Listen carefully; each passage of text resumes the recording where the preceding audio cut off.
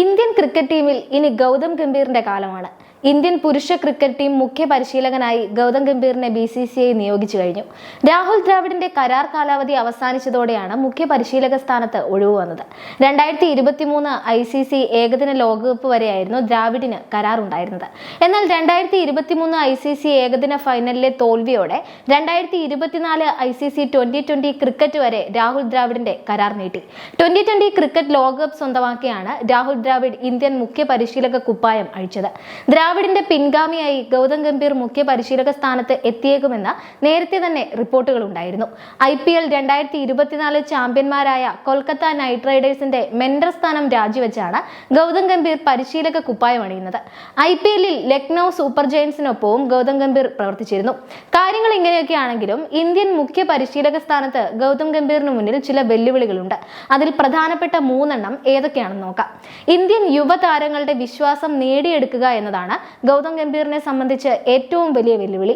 ഗംഭീറിന്റെ ശൈലിയും രീതിയും അടുത്തറിഞ്ഞു വേണം ഇതിലേക്ക് യുവതാരങ്ങൾ എത്താൻ.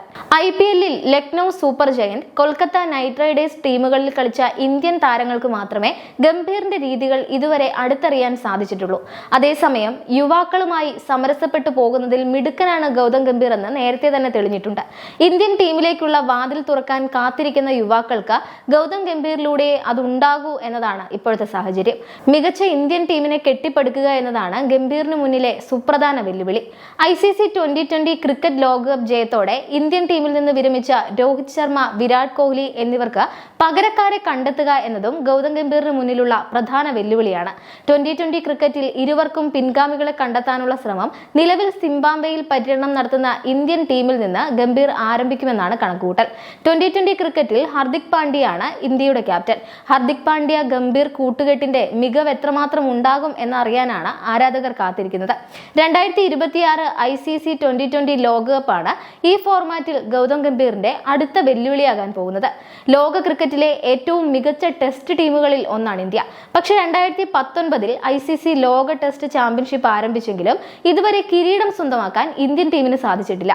2 തവണയും ഫൈനലിൽ ഇന്ത്യ പരാജയപ്പെടുകയായിരുന്നു. 2021 ന്യൂസിലൻഡിനോടും 2023 ഓസ്ട്രേലിയയോടും തോൽവി ഏറ്റുവാങ്ങി.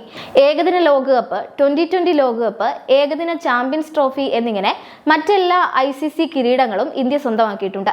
ഇതുവരെ കിട്ടാത്തത് ICC ലോക ടെസ്റ്റ് ചാമ്പ്യൻഷിപ്പ് മാത്രമാണ്. ടെസ്റ്റ് ലോക കിരീടം നേടിക്കൊടുക്കാൻ സാധിച്ചാൽ ഗംഭീറിന്റെ കരിയറിലെ പൊൻതൂവലാകുമത്.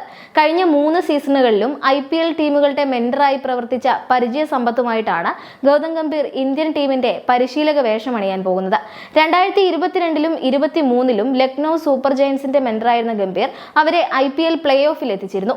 ഈ സീസണിൽ കൊൽക്കത്ത നൈറ്റ് റൈഡേഴ്സിന്റെ മെന്റർ സ്ഥാനം ഏറ്റെടുത്ത അദ്ദേഹം ടീമിനെ കിരീടത്തിലേക്കാണ് നയിച്ചത്.